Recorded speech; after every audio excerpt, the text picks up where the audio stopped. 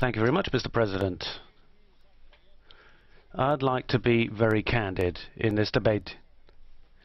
This isn't a discussion among accountants. It's about choices for the future, about projects.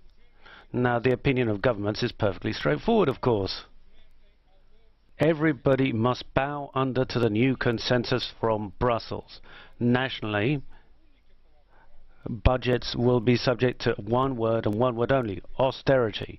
At a European level, the impact of this is perfectly straightforward. Also, budget virtually zero, or residual budget. The crisis is not over. And I say the following for the benefit of the European Council. However, national measures to cut back social budgets are happening nationally. The crisis is still ongoing, but all national budgets are about cuts in pensions, cuts in salaries, and increases in the most unfavorable taxes, VAT.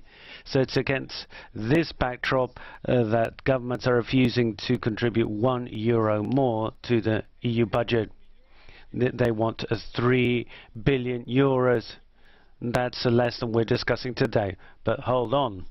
The proposal up for discussion here is also really very timid and devoid of any boldness at all. What we really need is a proper European budget that would offset national policies through direct investment that will lead to the creation of jobs.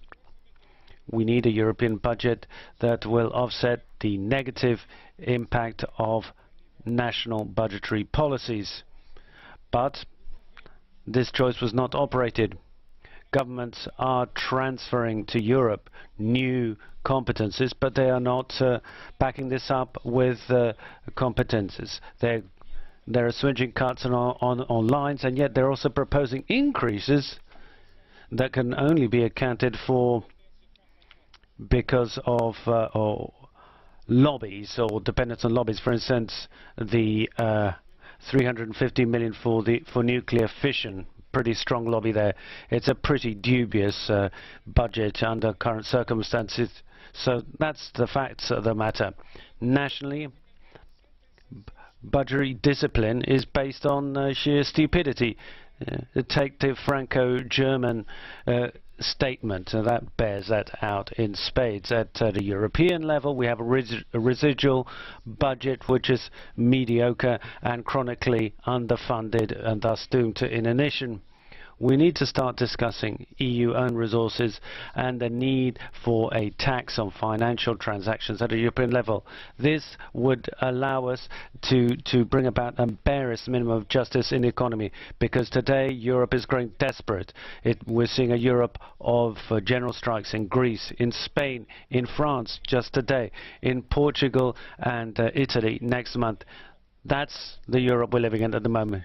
It's a Europe that is struggling, that is desperate, and we've got to deliver to them. We've got to deliver fairness, justice, and also the creation of jobs.